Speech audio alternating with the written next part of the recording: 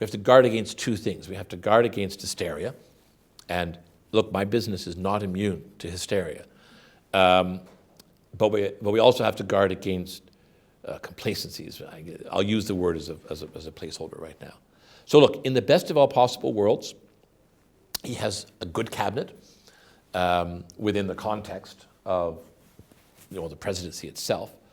Madison, Kelly, and Tillerson, Sessions. Somebody said, look, it's not if Marco Rubio were president, you would go, yeah, that's the Rubio cabinet. Now look, it's full of old, rich, conservative white men.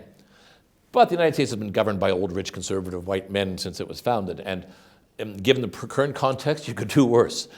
So in the best of all worlds, the cabinet constrains him.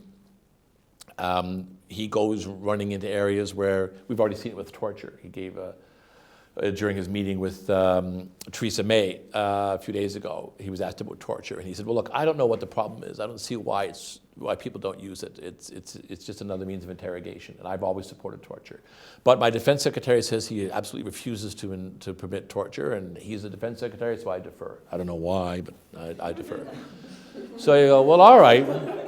On the one hand, we have a president who still openly advocates the use of torture, but on the other hand, he's deferring to his defense secretary. So you would hope that, I always call him Munchkin because I never pronounce his name properly, but the Treasury Secretary or whoever else will constrain him.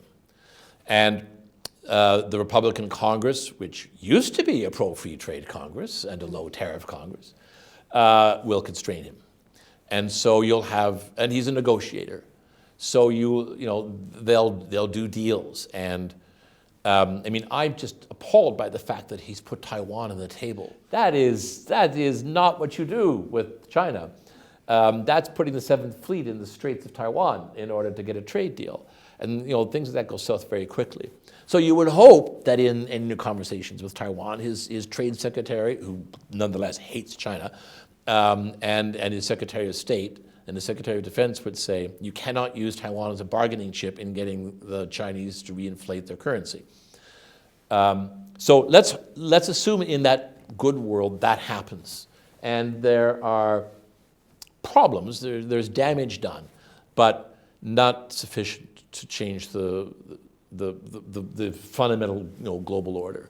And then you just walk it down from there. I guess for us, the single biggest thing would be the tariff.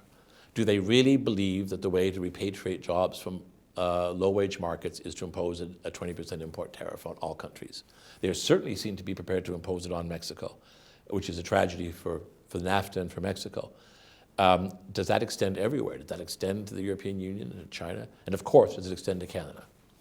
And we're also going to be selling our souls a bit. We ought to be defending NAFTA. We ought to be defending the Mexicans.